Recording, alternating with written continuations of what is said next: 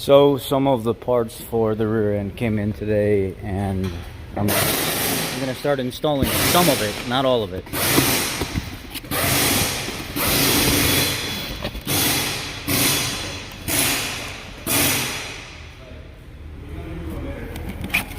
So I'm gonna go ahead and install like the races and stuff in the rear end, do all that good stuff. So here it is. Here's the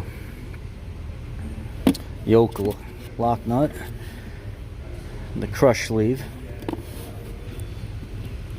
That's nice. That's gonna be strong too. I like the Ford racing stuff.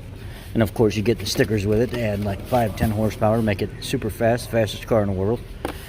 So we're gonna start with installing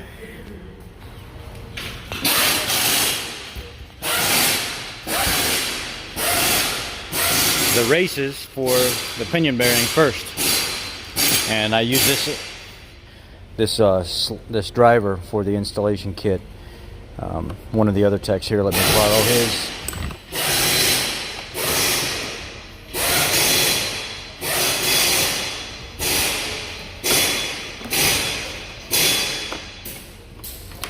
This is who is this made by? Well, I don't know who it's made by. It's just a bearing race driver kit. So we're going to use this to install it, and I'm going to get the races installed for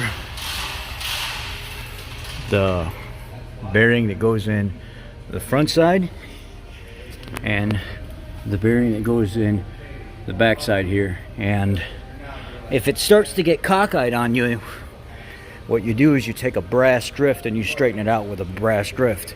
You can take a brass drift and hit the front of the race here, but you can't use metal because you'll ruin it.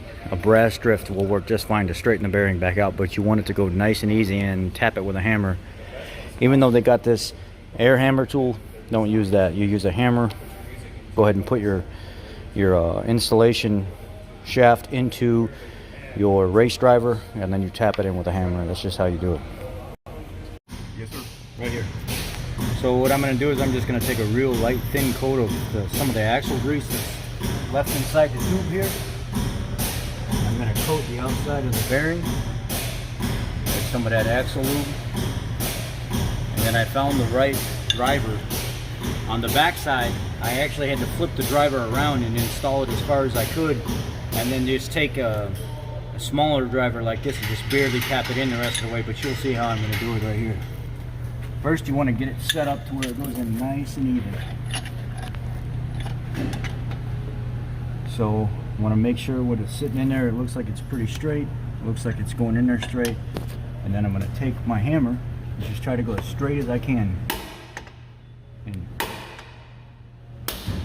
see it bounce like that? That's it. It's done. That's it. It's finished. The race is installed. And then just look around your edge and make sure you've got it straight all the way around, and make sure you got the same gap all the way around. That's it. It's installed.